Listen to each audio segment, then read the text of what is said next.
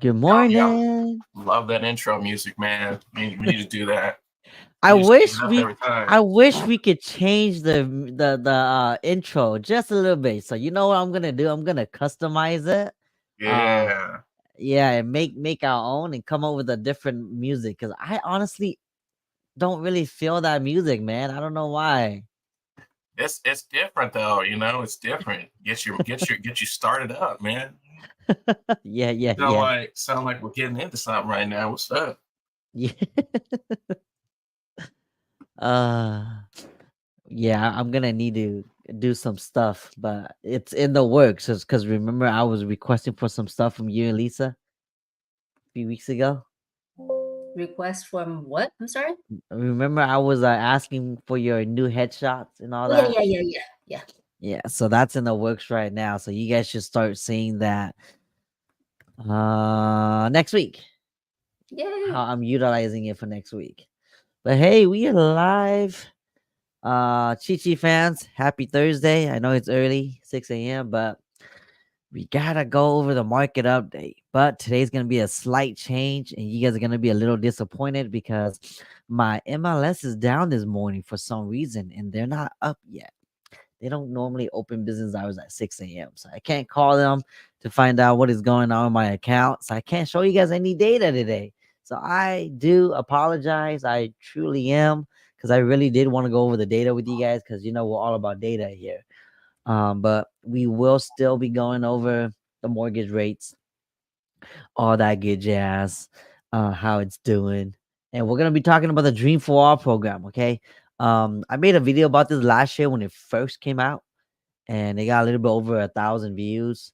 And then I shared it again yesterday, but I figured, you know what? Some of you guys might kind of want to come and ask us live about that. So we have Lisa here, and then we can answer the questions more in depth. So that way there's no confusion because it is very confusing. If you hear just the highlights of this program of them saying, oh, hey, 20% down is given to you. Hey, closing costs, it's given to you. You just gotta be a first time home buyer. It sounds super good, but Yeah, it's not for everyone. I'm not bashing it. It's a great program, for first time home buyers that want to utilize it, that's okay with utilizing it and are okay with the terms. Okay. Notice how I said terms. And in my post, I said nothing's free. When it is, normally you have to give up something in return. In this case, that is true. You are gonna give up something, okay? So we're gonna talk more about that. But first, you guys know Charles, you guys know Lisa. If you guys have questions for them, just put them in the comment section. For me, same as well. But let me just do a quick market update real quick for the mortgage rates, and then we'll talk a little bit more about sewers, which Charles refers to as poo poo, and then we'll talk about the Dream for All program as well. Sounds good? sounds great. Let's All do it. right, all right. Let me just share my screen. Okay. Today's mortgage rates. Conventional fix is at 7%.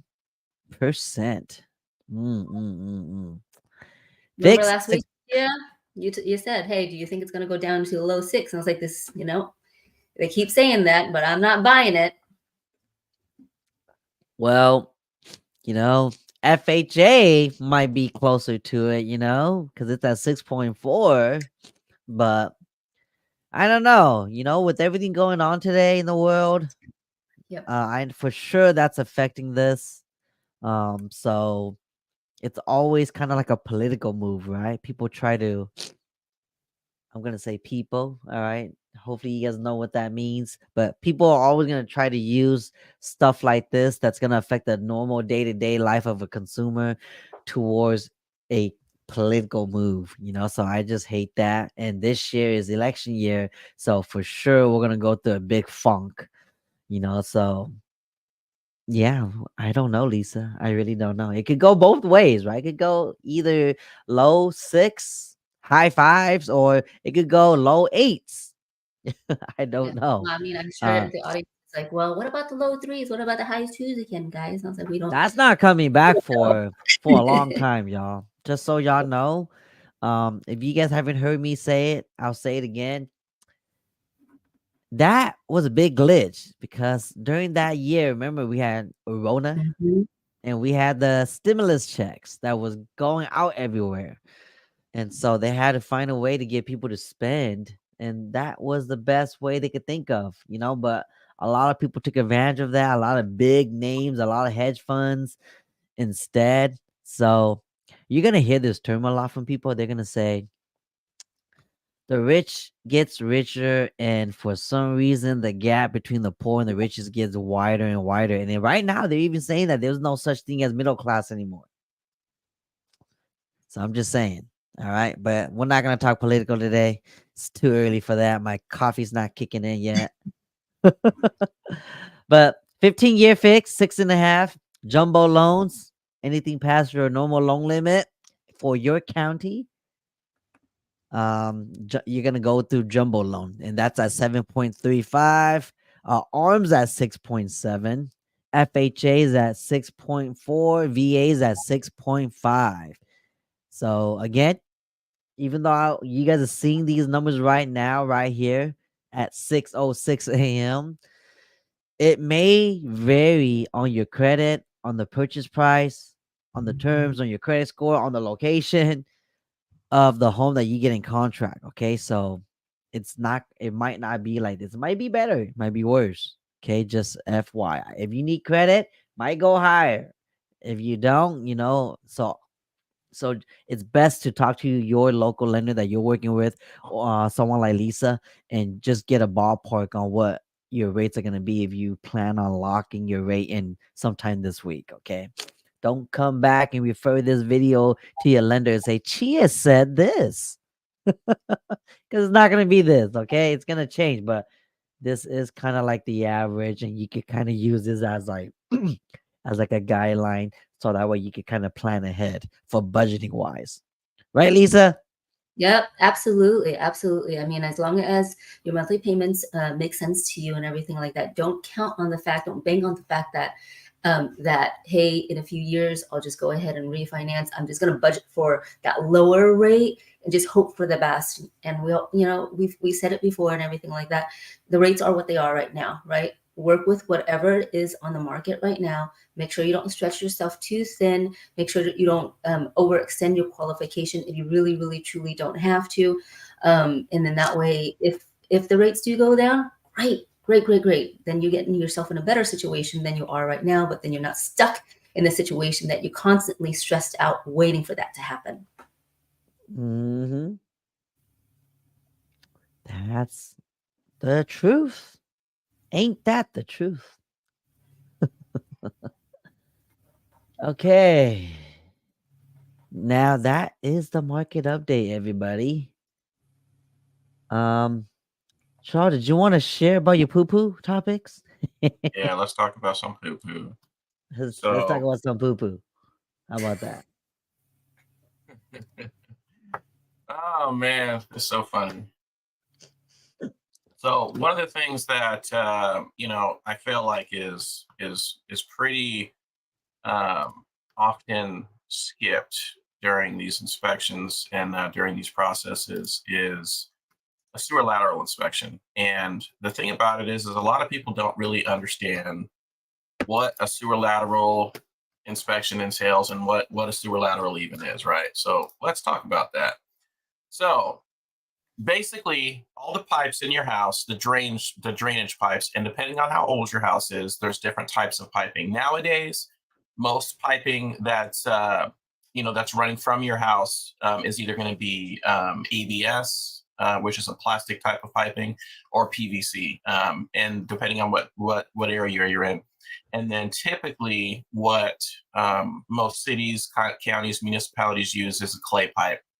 And so the idea is you need to have the all of the stuff that you flush down the drain from your house go into some kind of treatment facility or something of that nature, right? So in order to do that, every house has what's called a sewer lateral. Now, some houses have a septic system, and so they have what would be an on-site disposal system.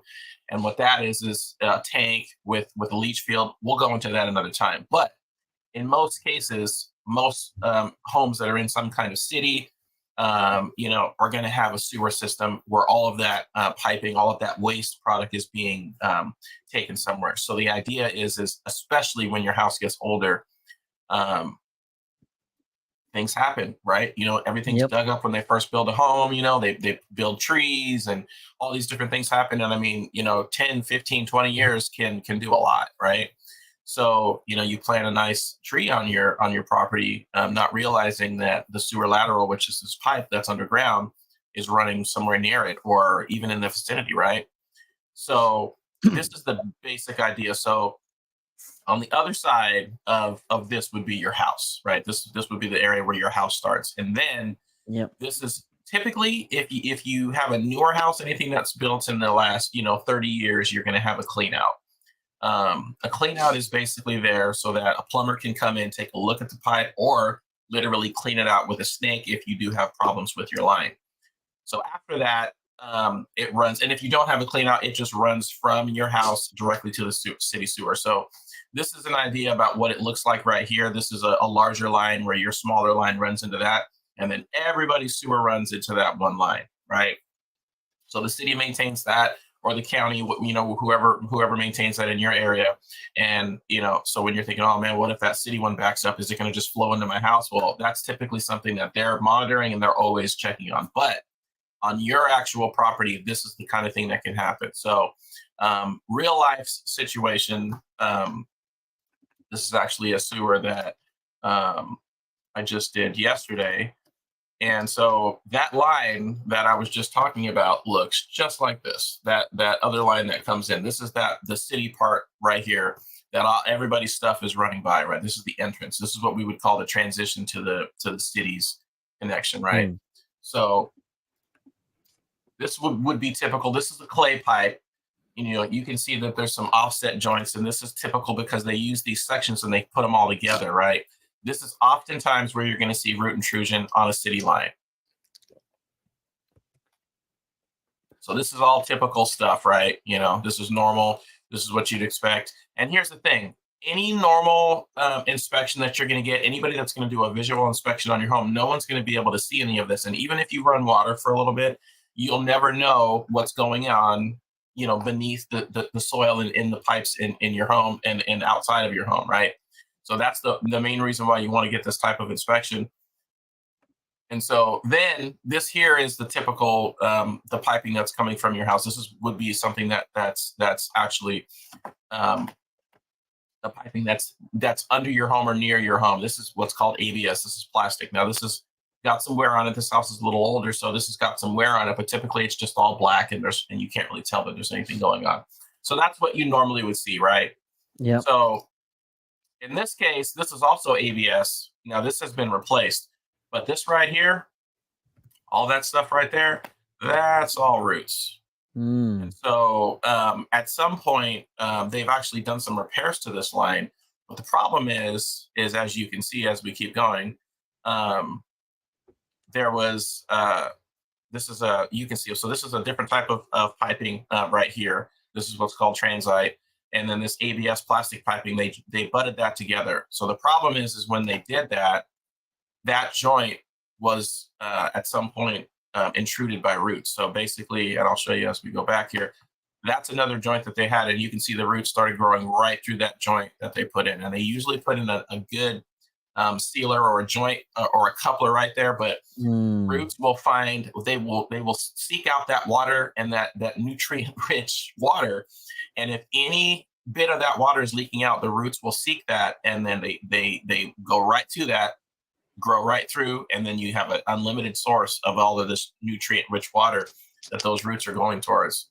So this is just one instance of that situation.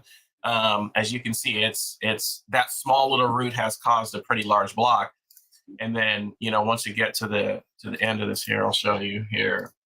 There's actually another one that started right by where they did another repair. Oh, You can see man. this. And that's Ooh, right this is a lot of by, roots.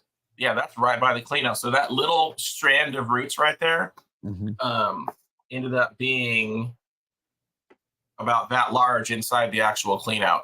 So imagine, and this is another thing I gotta tell you, I understand that everybody tells you these baby wipes are flushable. If you buy the flushable baby wipes, they're not flushable. Okay. It still takes a Ooh. long time for those to break down. And I don't care what they say. If you have baby wipes, I know that's the whole point. You want to be able to, flush them down the toilet so you don't have to smell it or whatever it is, whatever you use them for. But just understand these flushable wipes, they still take a very long time to break down. And depending on what type of line you have, if you have an older home that has cast iron piping, especially, this stuff gets stuck in the piping. The piping gets old and brittle. It's like a almost like Velcro. It sticks to it, right? If you have a newer home, it's probably not as big of a deal, but it's wipes are just awful for your sewer system, and you're most likely going to get some kind of blockage. And let me tell you, every single time you call a plumber to come out to snake your line, and that's if you have a clean out on your property, and if you even know where it is. A lot of times there's these caps on your driveway, or there's like a rubber cap over there in the grass area, or like by your bushes in the front of your house or something like that. But every time you do that, it's going to cost at least $300. And if you get different types of cleaning, like a hydrojet, I mean, it's going to cost between $800 and $1,200. Some companies even charge $1,500. So you obviously want to try to avoid flushing certain things down the drain. For example, don't dump your grease in your kitchen. Don't dump your grease from your cooking or whatever down your drain. You always want to dispose of that properly, because that stuff will also really clog up your drain. And it's not going to clog up your drain necessarily down the line in your lateral. It's going to clog up the drain that's inside of your house. So it's going to cause problems there. What happens is it combines with all the soap, and eventually it actually starts to clog your line from the top down. And then you have to have somebody come in from inside and snake your line. And this is not something that's inspected with a sewer lateral. Remember, a sewer lateral is from your house to the city. It's not within your house. So when you're saying you're getting a sewer lateral inspection, a sewer lateral inspection is going to inspect the piping from your house out, not under the house. We will typically do an inspection under the house as well as a courtesy if there's a two-way cleanout, meaning we can go in both directions. But if not, that's not what's part of that inspection. Usually the place that's a problem is going to be whatever is from your house and out. You're going to have root intrusion, which is common. You can also have bellies.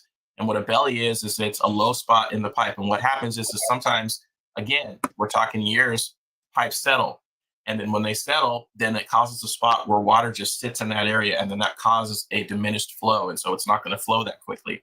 And depending on what type of piping you have, then it can also cause damage to the pipe, because you're constantly having, the water and the waste sitting in that section of piping. So, yeah, really just the main thing is you really have to understand the importance of getting these inspections, because this is one thing that can end up costing you, several thousands of dollars. And if you imagine you have a lateral that's underneath a really nice concrete walkway or driveway, that's going to cost a lot of money to also redo that driveway, depending on what type of repair you have done, because they have a lot more options nowadays where the plumbers do, where they can do a repair from within and underneath without having to dig up things. But it's not always an option depending on how deep it is and depending on what type of piping there is. So it's really important to do this, because when you're in the middle of a transaction with your home, you want to make sure that you're getting all the information that you possibly can, because later on you can move in. And this has happened several times to people. You move in, all of a sudden everything backs up and you're like, what happened? Everything worked fine, but somebody flushed paper towels or baby wipes or whatever it is down the toilet. And then you end up with blockages, and then there's, thousands of dollars of repairs. So definitely a good idea to make sure that your line is running in good condition and there's no problems. Charles, how often would you recommend like a homeowner to do like a sewer lateral inspection? Well, so it's obviously good to know the history of your home. If you Mhm. have ABS piping and it's a newer home, It's probably not something that you need to do too often because most likely you're not going to have problems. But if you have an older home and you know your home is prone to having problems because of the type of piping it is, you probably want to get an inspection at least, I would say, every couple of years, depending on what's going on. And the idea behind that is you'll get a plumber to come out, they'll do the inspection, and then they should be able to water jet or snake it at the same time. Because if you just do the inspection, then you're still going to have somebody come out and clean it at the same time, right? So if you have an older home and you have piping that's prone to problems, it's definitely a good idea to have it done. Like I said, at least every couple of years. So I watch a lot of YouTube shorts and TikTok and stuff, right? For content purposes.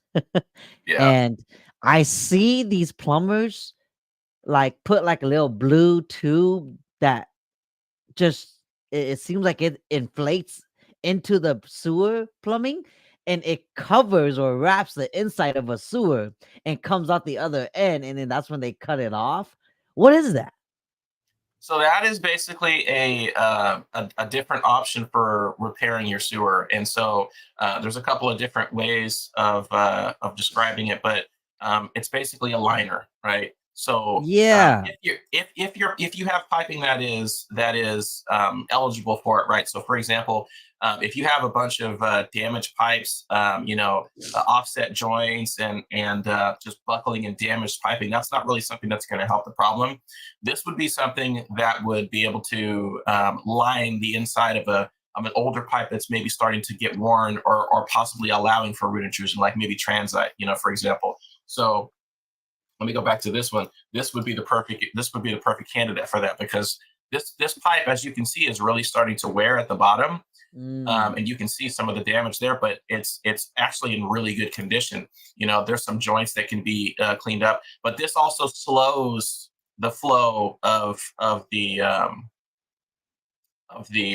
waste that goes down. So having a nice smooth liner that's basically the smoothness of plastic on the inside will definitely help your line flow better. So that is a method of lining the inner pipe that you have. But like I said, every method that they have to prevent like literally digging up your yard, your piping has to be eligible for that. There has to be what piping you have has to meet the requirements of that particular method. And so with this, like I said, that's something that would be workable for this. But it's like an epoxy sleeve, and so after they blow it up and they leave it blown up and then it dries, then they cut off the end, and then now you have a new sleeved pipe that has a nice smooth inner lining now. Do you guys offer that service? They call it the trenchless sewer replacement, right? Something like that. So there's a couple of different options. There's also another method called pipe bursting, and they basically run a tool through there and they basically break the pipe that's there and run a new one in its place. So we don't offer any kind of plumbing repairs. I have a trusted partner that does all of those. He's got all these innovative different options to make repairs, and he's great. But we do inspection services, and so what we do is we're going to inspect it and let you know what's going on, and then you hire a plumber, and then if you have a good one that has really good methods. I mean, he's basically been able to do so many different ways. He's had a good hydrojet system to clean out your line. They offer pipe bursting, epoxy liners, all this, and it's amazing what technology will allow for nowadays. Yeah. No, I agree. I was just curious because I see those on the TikTok videos all the time, and it looks so cool. Well, that's the reason why they put it on the TikTok videos, right? Because it looks really cool. You're there, and then they're pushing this thing. They're like, "What's that?" Yeah. But no, it's great, and it's an option that, like I said, has allowed. Again, you imagine underneath your house, if you have a stretch of piping that is damaged or that's old, like cast iron is another good candidate for that, as long as it's cleaned out and there's no damage to it where, it's already collapsed or anything like that. Again, cast iron is very brittle on the inside and it catches everything. Even toilet paper, it'll catch it. And so it makes the flow really slow. When it was brand new, it was smooth, it was perfect, like 50 years ago. Yeah. But, No, that makes once sense. Yeah, once it gets older, you line it. It's like a smooth pipe again, and everything runs through it really smooth. So no, it's definitely an option, and it's a good option in a lot of these cases. Okay. Well, thanks for sharing that, bro. I saw some disgusting videos in there. Yeah, thanks for sharing some poo poo. All right. The whole time when you were going through those videos, yeah, the whole time you were going through the videos and there was like water gushing down when you were pulling the camera, I'm like, "Ugh," in my mouth, like, yeah. Hey, you got to remember The what goes streets, through the pipes. it looks like a colonoscopy every single time, Charles. So yeah, I hence the Every poo-poo. time. Every time. Uh, okay, you guys ready for the main topic, Dream for All program? Yep. Let's talk about it. How about let me share my screen real quick on this so that way everybody can see it too. Okay, so if you guys go to calhfa.cal.gov/dream, yeah, I'll put it in the comments section. This you can find everything you want about this program. You guys don't have to take our word for it and study it. But it hasn't changed much from last year, right, Lisa? It has. There are some things that has changed. I have my screen up too. Chia, can you scroll all the way up? Okay. For some reason, the link you're going into doesn't show this, but if you don't mind, I'm going to share my screen for you guys. And this Okay, is you really share your important to screen. note, How about okay? that? Okay. You share your screen. I'll kick my screen out.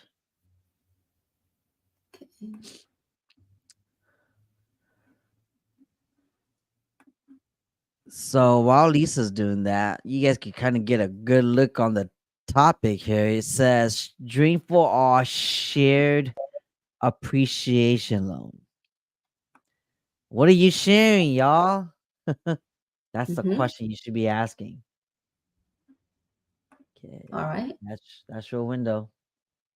Okay. Awesome. You guys see my screen, right? Yep.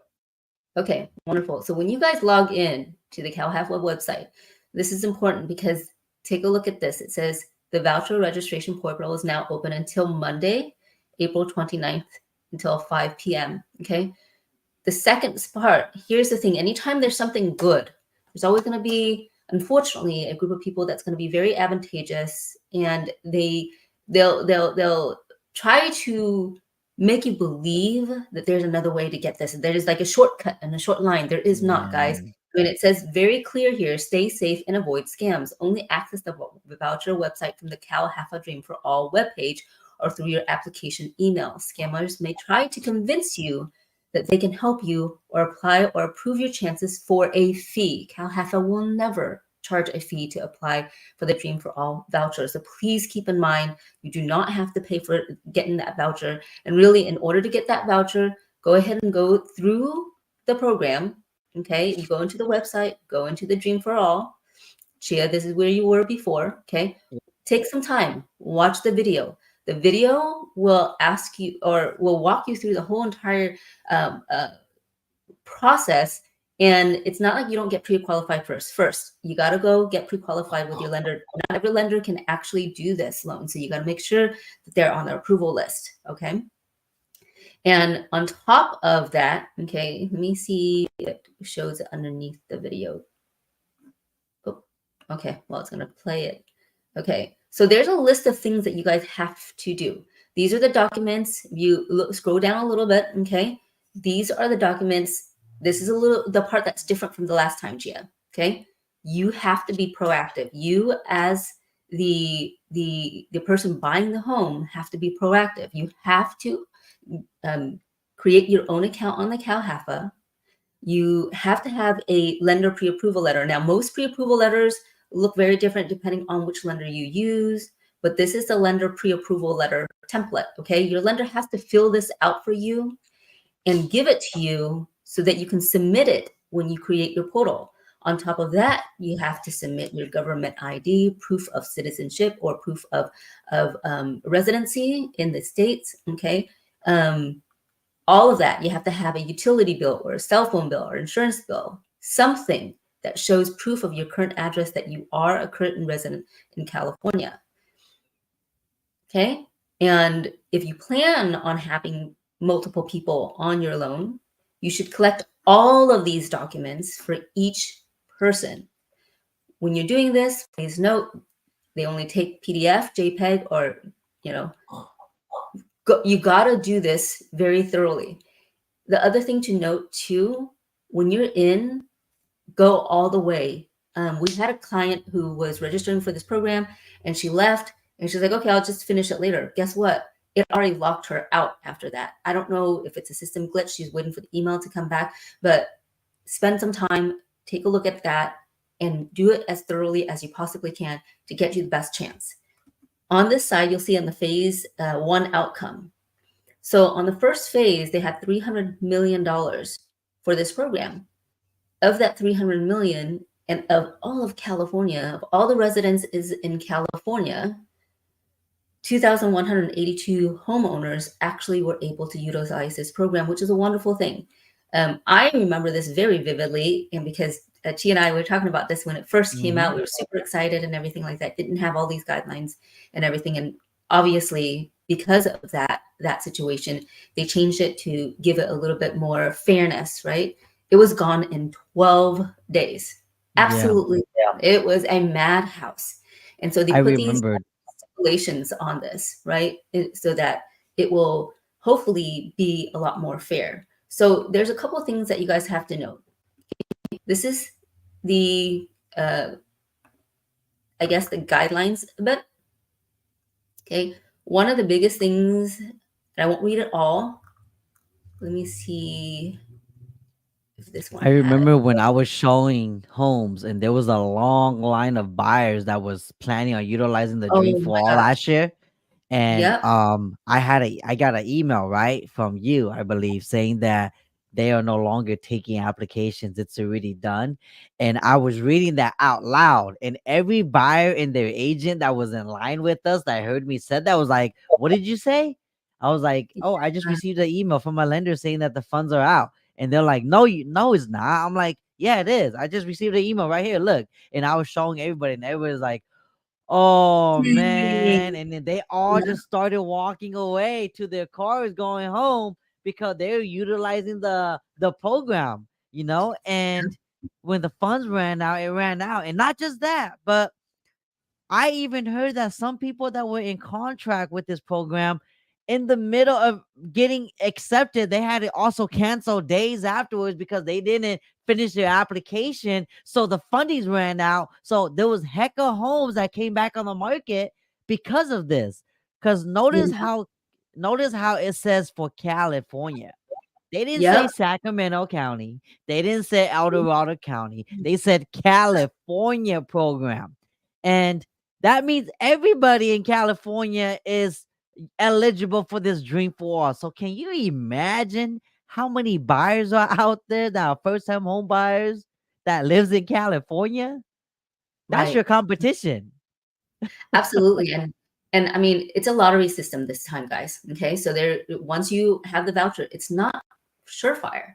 At the end of the month, they're going to, pull your name out of the hat, and you have 60 days to purchase the house. If you don't, then you forfeit that. It goes to the next person and everything like that too. Okay. So that's the thing I kind of want to address too. Yeah. I feel like whenever it's like this, where it's a time crunch or time is of the essence, it's gonna rush your experience. You're gonna feel like, oh, I need to find a home quick because it's gonna run out and I want to be able to qualify. That's the kind of things that creates buyer remorse, y'all. Like there's been many times when I see buyers and they tell me, oh, I got buyer remorse, and they back out, and it's like, you don't think this program is gonna create that? It's gonna create that. You're gonna have FOMO, and then FOMO is gonna kick in for a minute, and then when you are slowly getting the home, you're gonna get buyer remorse because you know why? You look back and you're like, man, this actually wasn't the home that I really wanted. I just felt so rushed. And then now you get upset, you get jaded from the process, you blame your agent for rushing you blame your lender for rushing you, but really it's because the program, there's a time limit. Correct. So don't use this as your main source to get your home. That's basically what you're saying, right, Chia? Yeah. Yeah. Same thing as last time. Make sure you qualify for a regular program, okay? And if you like the monthly payments, great. And if you get this, wonderful. It's a great, great program. Everybody wants it because it is a great program. There are criterias for this. So, Chia, is it okay for me to go over just the short eligibility so everybody has an idea? Yeah. Okay, great. So these are the eligibility, guys. Okay, you have to be either a citizen or a national of the United States, qualified alien as defined in that section. Okay, there's income, credit criteria, certain things that your lender should already know and share with you. You must be a first-time home buyer. Okay, you do also have to take the home buyer educational course, and counseling is not required anymore for the first-time non-first-time home buyers. Okay, but for the CalHFA, this is the guidelines for CalHFA in general. Okay, but with the shared appreciation, specifically the Dream for All one, you have to take 2 courses. So it's the regular first-time home buyer course. Okay, and then also the shared appreciation here. Many times people forget that in the first, most of my people for the first time, they all did that. We all squared that away. My people were super, super ready. They were disappointed too, guys. Okay. And this time around, even though I sent out the emails like, hey, it's coming back. Do you guys want to take that chance of coming back? I was like, nope, they're already like, nope, we already know from the last time it's not going to happen. It's okay. We're going to go with a regular one and, go from there. Right. So let's talk about what's the definition of what they mean by a first-time buyer. First-time buyer is defined as a borrower who has not had an ownership interest in principal residence or resided in the home owned by a spouse during the last 3 years. So not only, this is a part that's different, Chia, not only can you not be a first-time home buyer and have not owned a home for the last 3 years, let's say you had a spouse that owned a home. If they owned a home in the last 3 years, you also don't qualify. Okay. Second, or one of the next part that's different, you also have to be first generation home buyer definition. Now, you haven't had to own a home in the last 3 years, but your parents cannot have owned a home in the last 7 years, and to the best of the homeowner's knowledge, whose parents, biological or adopted, do not have any present ownership interest in a home in the United States, or if deceased whose parents did not have an ownership interest at the time of death in a home in the United States, or an individual who has at any time been placed in foster care or institutional care, type out of home residential care for large groups of children by non-related caregivers. So take a look at these stipulations. If you know you fall into these categories, like, oh shoot, okay, then this one's not for you. Okay. If you have a situation and you're purchasing a home that the seller just needs time, they need a little bit lengthier of a time to stay in their home, they cannot stay longer than that 60 days after closing. So, Lisa, Mhm. this is the question that I have for you now. That with this, the generational.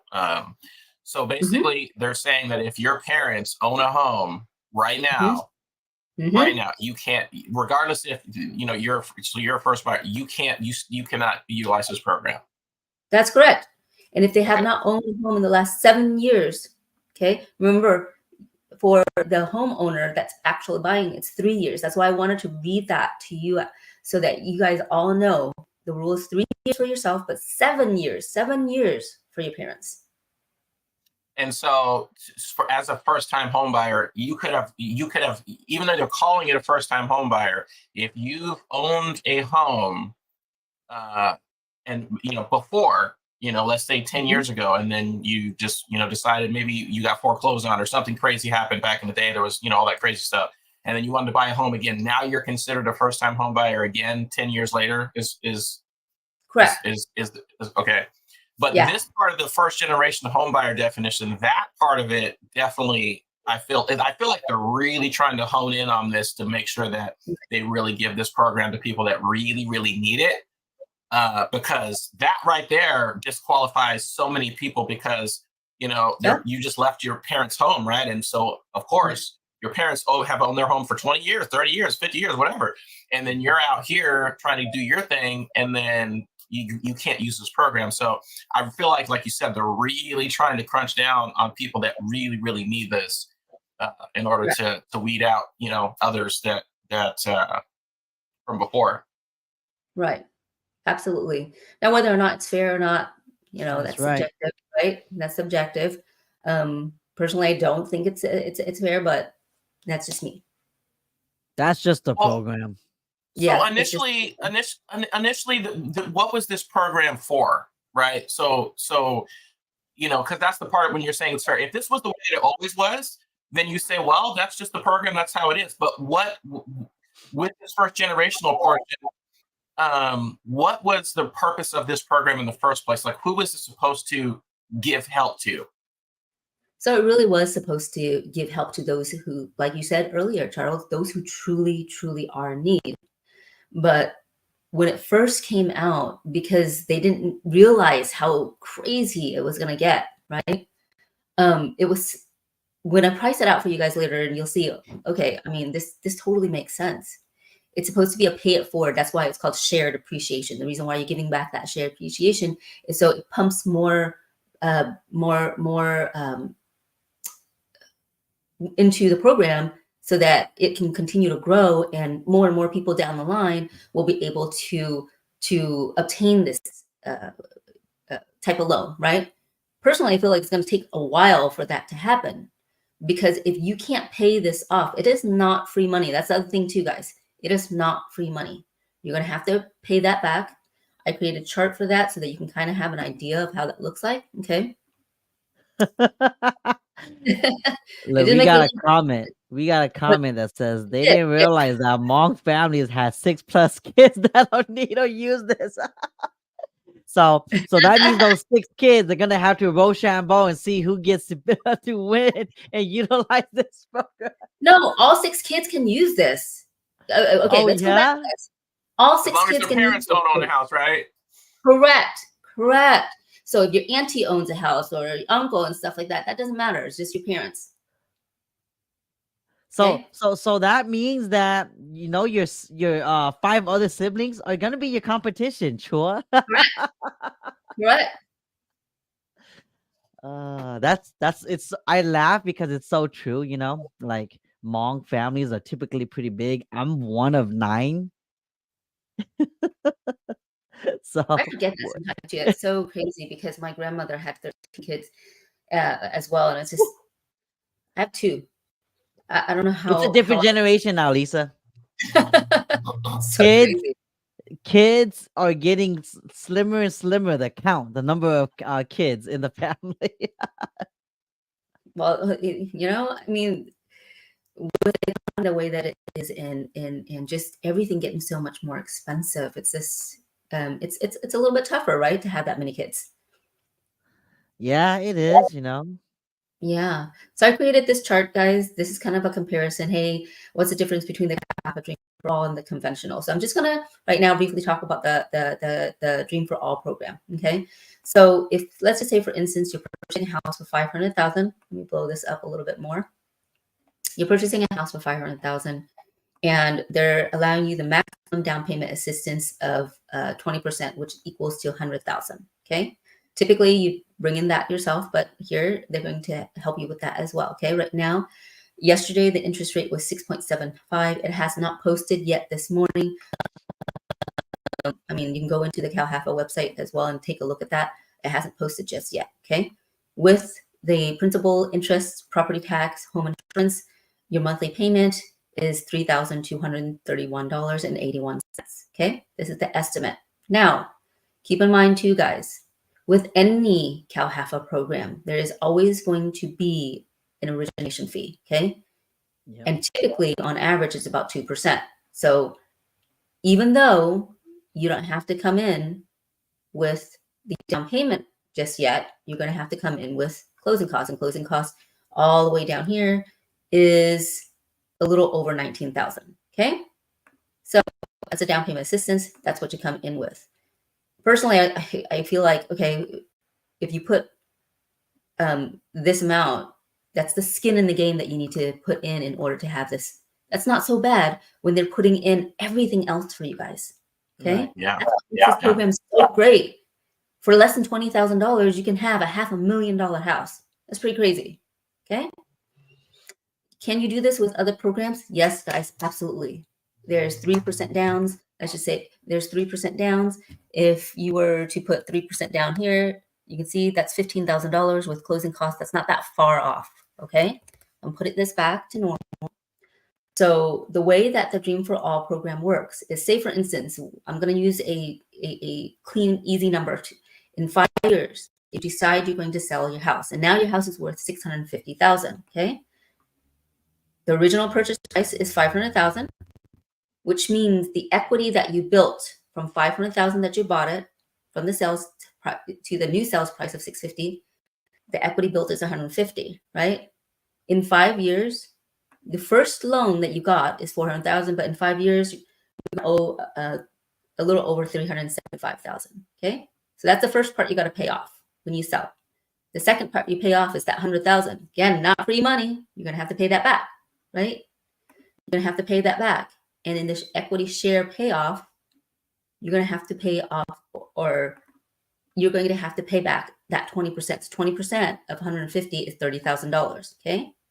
When you go sell your house, with all the agent fees, closing costs, and whatnot, you end up with a little over $100,000. So keep in mind, you put in a little over $19,000. In 5 years, you profited over $81,000. Is that good, or is that good? There's no other way to say it. This is the reason why it's so popular. Yeah, Right? I feel like the reason I feel like the only good time a program like this is beneficial, where it's beneficial now and in the long game, is in the market that we're seeing right now, to where appreciation is on the rise. You know, Correct. they are gambling on that being always the case. But if you end up being in the area to where appreciation might not be the case, and it's just pretty stagnant from when you bought it, you know, then how does that look like? So if you don't need to sell, don't. If you haven't built any appreciation, why would you? Because you'd have to pay back, and there's cost to selling, right? But and if you're in a dire situation, no choice, you gotta move. Work moved you over to another state and whatnot, and you Yeah. just have to, right? Then you do what you gotta do. If there is no appreciation whatsoever, there's nothing that you have to share. But you still have to pay back that second loan. Mhm. So if you're upside down and you put in 19,000, but you just lost 30,000, because there's a possibility that your home won't be worth 500,000. What if it's worth only 450? Right? So you can hold on to it. Hold on to it. The other part I want to share with you guys is, go ahead. So we had a question, right? About this, and she said that, what if you don't sell at all, or what if you don't refinance at all? So you don't have to, but your first mortgage is due in, say, you have a 30-year loan. 30 years. Okay? After 30 years, guys, now the second part is a balloon payment. So you got to figure out how to pay that off right away in 30 years. And that was my question for you, because that's the thing. So the assistance gives you basically the length of your loan in order to pay that off. So if you somewhere along the line, so that you maybe 25 years in, if you haven't saved the money or whatever, then you can refinance your house, maybe and or somewhere along the line you can refinance your house after you've paid enough of it down, or if there hasn't been a lot of appreciation, and then you can put that can you put that $100,000 or whatever that original assistance was into that loan so you can pay that off? Is that something that's an option? That's a great question, Charles. Yes, you can. Yeah, you can. Okay. So when you know that in 30 years it's almost done and everything like that, and you still haven't had a chance to save up to pay that off and everything, that's okay. Go ahead and get a refinance out for that. Okay. So this is, I remember last year when we had some clients that was going through this program, me and Lisa was actually letting them know about a exit strategy, right? If they utilize this program of, hey, now that you're a homeowner and you got this Dream for All program, budget for it. So if you don't want it to be big, one big lump sum at the end, because when you're planning on refinancing in 5 years or selling it, or even 30 years for that fact, you don't want a big old chump change coming off on your equity to pay off all of this, start putting money to the side, pay it off down sooner, and Correct. then that way by 5 years or whenever you're ready to plan your exit strategy, you have that money saved up on the side already to just whip it out and pay for it. If you do that, then at least it's on top of your mind and you're gonna get it covered and you won't be so like worn out when you have to take out that big old lump sum. But Correct. I'm gonna say this because we hear it all the time, right, Lisa? People forget. If you think that in a year or even 6 months after you own your home and you forgot about that supplemental tax bill, think about how you're gonna feel when you refinance or sell 2 years, 5 years down the road. You're gonna be like, what? I have another lien on my house? And Yes. Yes. Yes. I'm that's so what's glad gonna you brought that up. happen, right? Everybody that Yes. we talk to Yes. that has Cal HFA or similar programs to this, they say that all the time. Oh my gosh, I have a loan, a second lien on my house that I forgot. I did not account for that. Okay, you know what? Scratch it. I'm not going through with the refinance anymore, or scratch it. I'm not going through with the sell anymore. Because things happen. We people don't always think about these things and put it in front of their like mirror when they get up to like go through affirmations and add this with it. So Right. like can you imagine waking up and you're like, okay, I could do this, I could do this. You're going through your affirmation and at the bottom of the affirmation, don't forget about your Dream 4R program, all right? Right. It's so funny because like I've seen this happen several times. Okay. When I'm doing the loans and everything like that, I have people who are selling their house and all of a sudden, especially the regular cow halfas where they're giving 3 to 3.5%, it's easier to forget, right? Because that amount is much, Mhm. much smaller. I hope people who are in the Dream for All program, I mean, it's a lot of money, right? It's a lot of money. So if you're getting $100,000, let's hope that you don't forget it. And the reason why people forget it, because it's out of sight, out of mind. One, it doesn't show up on your credit report. Okay. It Yeah, does not show up on your like credit student report. loans. Right. Exactly.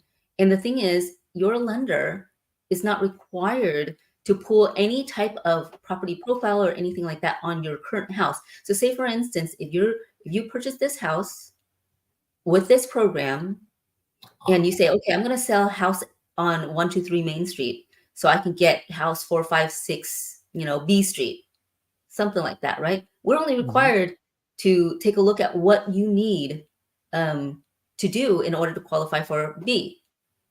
Because it doesn't show up on your credit report, we don't know. We don't know until Yeah, you tell. But if you forget, how do we know, right? And so when does that show up?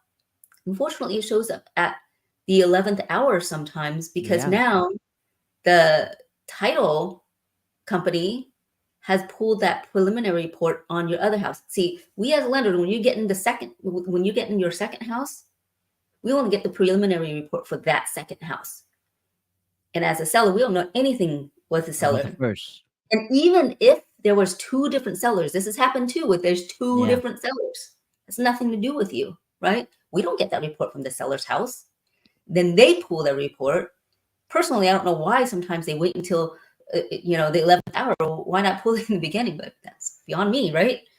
When they pull it and they say, oh shoot, the seller doesn't have enough to pay off their lien. Let's not Yep. even talk about, it's like they don't have enough to pay off their liens. There's no money in it for them. So now it's all stalled. Buyers getting so like disappointed and everything like that. It's no fault of their own. It's not your fault. But when you forget about these things happen. We're not even talking about just the Calhafa. There's sometimes solar liens. Gio, Oh we read yeah.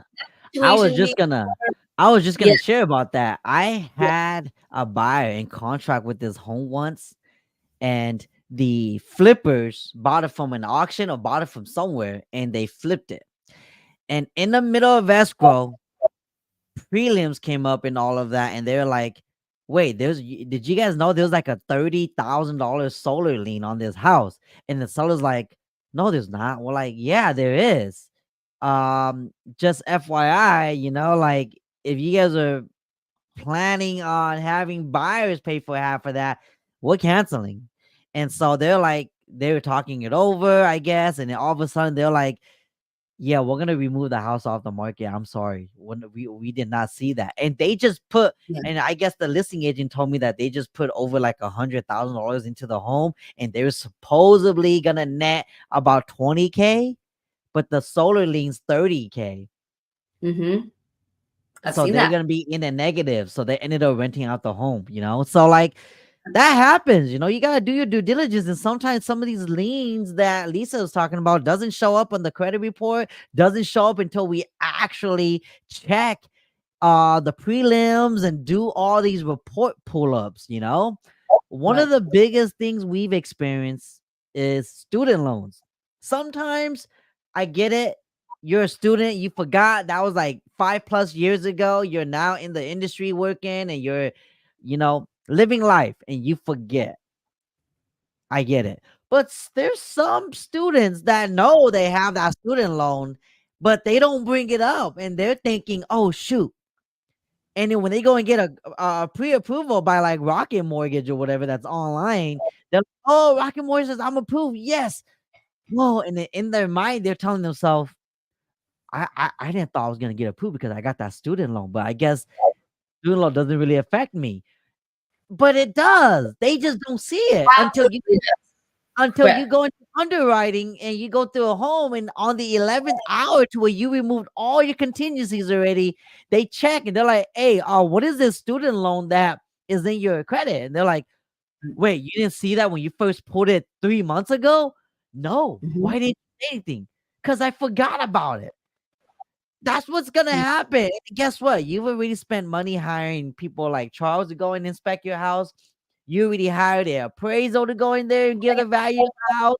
You already remove your contingencies. Now your deposit is on the line. It's 1% of the purchase price, by the way, normally. So now all of that was on the line. You got nothing to show for because the student loan was hidden from your credit. Yeah, We see that happen a lot, huh, Lisa? we do. And it sucks. It's devastating when that happens because it's like, what do we do? Like, man, what can we do? We can't really do much, Right. you know. Chia, may I share one last part of this? Because I know we get this Yep. question all the time where it's like, hey, is it still a time to buy? Guys, okay. So I'm going to give you the comparison. And this is the reason why I wanted to show you the regular. So say, for instance, you bring in your own $20,000, okay? Which means you're out of pocket with closing costs. And as you can see, there's no coordination on the regular ones. The closing cost is much less, okay? You're bringing in a little over 100,000. When you sell your house, because you don't have that appreciation in that second loan or anything like that, the net proceeds in the same situation is going to get you a little over 230,000. That means you just made 119,000. You put in a little over 111,000, but you almost pretty much double within 5 years. This is the part where you ask yourself, is it a good time to buy? Let's just say rent is $1,700. If rent here in Sacramento is $1,700, that's really reasonable. Is that correct? That's a 2-bedroom right there. Yeah, it's very, very low and it's very reasonable. In every single year, that costs you over $20,000. In 5 years, you've already given somebody else $102,000. So you tell me, does it make sense for you to profit this way, or does it make sense for you to profit somebody else this way? Yeah, and we're not bashing on the Dream for All program. We're just saying again, it's not free money. That 20% that they're giving you, they're obviously gonna need it back in the future because that's how these programs work. It's a pay it forward, like what Lisa mentioned earlier. It's to help those in need that really, really need this program that don't think that homeownership is even within grasp. It's for those group of people. And it's a great program for those group of people, because sometimes day-to-day life, like we see right now with inflation and everything going up, it's really, really hard to save up money. Like it's already hard saving up for the 3% down payment already if you qualify Yeah. for that, the conventional. And so like to add 20% too, like that's a lot, but to some folks giving up that 20% appreciation might be worth it because at the end of the day, they provided security for their family. They got a home now that they're planning on living there forever, and that was their goal from the beginning. So we're not bashing on it. We're just saying it is really not for everyone because sometimes we get clients that go through that appreciation class and they're like, "Wait, what? I'm giving away my appreciation?" I'm like, "Yeah, that's how it Mm-hmm. works." Mm-hmm. So people they get to that class and that's when they're like, "Nope, I'm canceling." Cause we had a buyer last year, right, Lisa? Mm-hmm. Canceled because we were in contract with the home and they went through the class. And right when they read the fine prints of the classes, they're like, "Shit, how does this work?" And then in my mind, I was kind of like, "Oh, you didn't read the fine prints?" And so we went over it again, and they're like, "No, no, no, no, I don't think it's worth it." Like, because for them, they qualify for a traditional loan already. So this wasn't a big deal for them, but they also wanted to reap the full benefits of a homeowner, which is the equity, which is the control, the asset part, they wanted to reap that benefit. So to some people, that might not be the case, and it's okay. But yeah, always know what you're getting yourself into before you actually sign up for anything. And that's what we're trying to do today for all you guys, because we've been getting a lot of questions about this. People will call us saying, "Oh, 20% free money. Chia, sign me up." Yeah. So that's why we wanted to kind of bring this up because right now they're taking the applications in until the end of the month. So Yeah. Yeah. It is a process. um If you really truly want to be in there, get in there. You get lucky, great, and everything like that. If I were you, go ahead and buy the lottery too, because there's no more funds in the Powerball now than there yeah, is. remember it's a voucher still. So you still have to get chosen to Correct. use it too. So uh best wishes to everybody that's gonna be applying for this loan. If you guys really need it, if you guys already know about all the information about the program and you guys still want to move forward with it, good for you. Like just good luck, and see you guys out there because the competition level around this time is already gonna go up through the roofs Oh, I just because of know. this. Just like last time, super busy trying to get everybody qualified. Everybody has high hopes, which is a wonderful thing. Hope is a great, great, great thing. But let's be strategic out there and make sure that you qualify for a regular loan. Yep. And I think that's time, huh? Yep, that's time.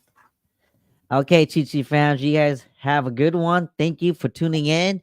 If you guys are watching the replay, don't forget to like, share, and comment what your thoughts are about this program and poo-poos from Charles. All right.